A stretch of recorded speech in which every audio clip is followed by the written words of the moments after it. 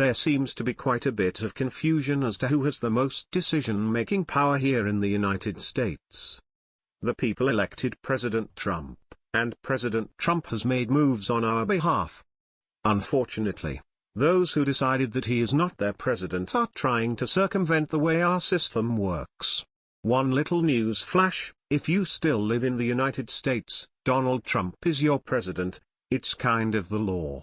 Instead of the nation respecting the executive orders, like they're supposed to, the activist judges keep putting up petty roadblocks to his order so that those the president deems to be dangerous can keep coming in.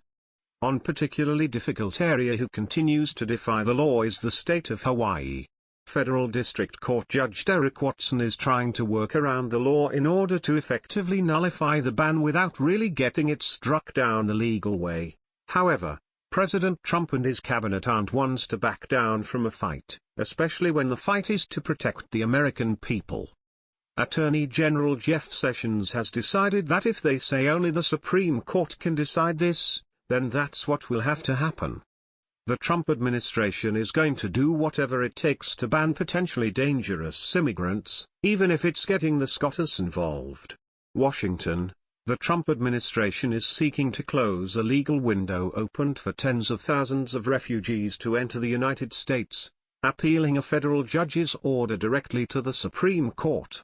U.S. District Judge Derek Watson had ordered the government to allow in refugees formerly working with a resettlement agency in the United States. His order also vastly expanded the list of U.S. family relationships that refugees and visitors from 6 Muslim-majority countries can use to get into the country, including grandparents and grandchildren.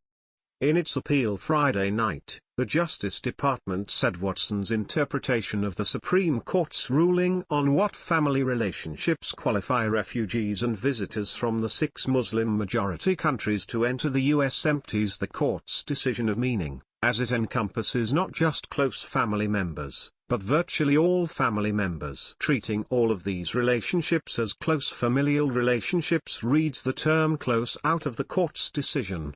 Only the Supreme Court can decide these issues surrounding the travel ban, the Justice Department said. Only this court can definitively settle whether the government's reasonable implementation is consistent with this court's stay, it said.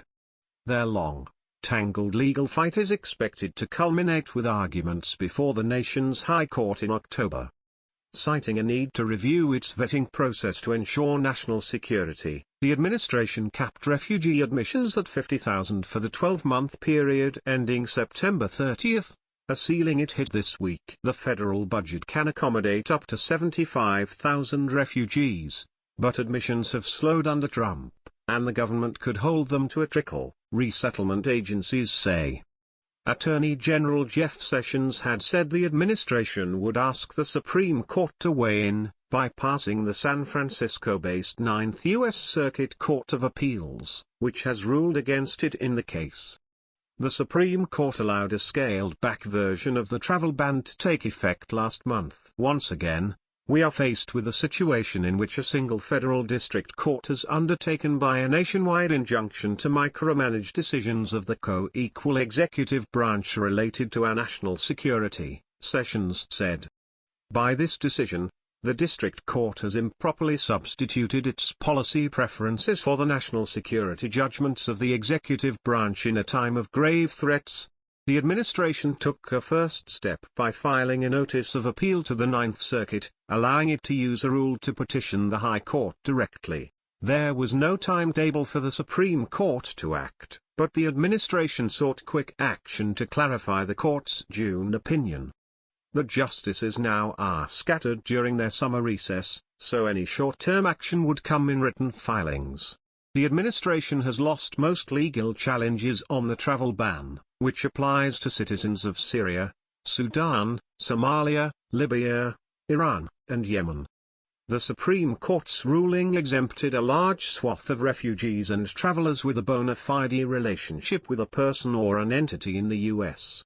The justices did not define those relationships but said they could include a close relative, a job offer or admission to a college or university.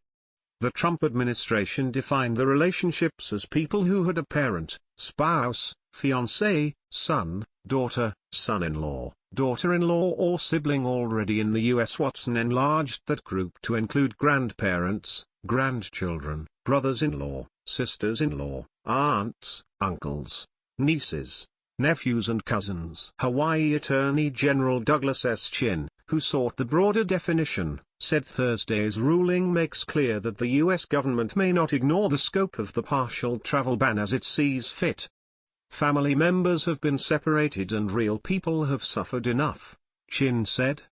The bleeding hearts have their emotional and irrational arguments in full swing as they attempt to avoid the legally imperative process by which we keep this country safe.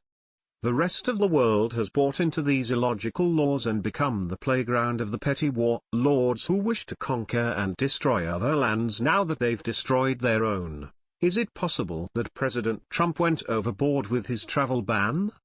I suppose it's possible. I mean, there's not a huge chance that any particular one of us will be in the wrong place at the wrong time and get blown to bits by someone who came to this country with no loyalty to anyone other than their bloodthirsty God. But then again, the president made the best decision with the information that he had at the time, which is a heck of a lot more information than we have. He was elected to protect us, to preserve our country, serve our best interest, not anyone else's, so better safe than sorry. Share if you're grateful for a president that will keep us safe.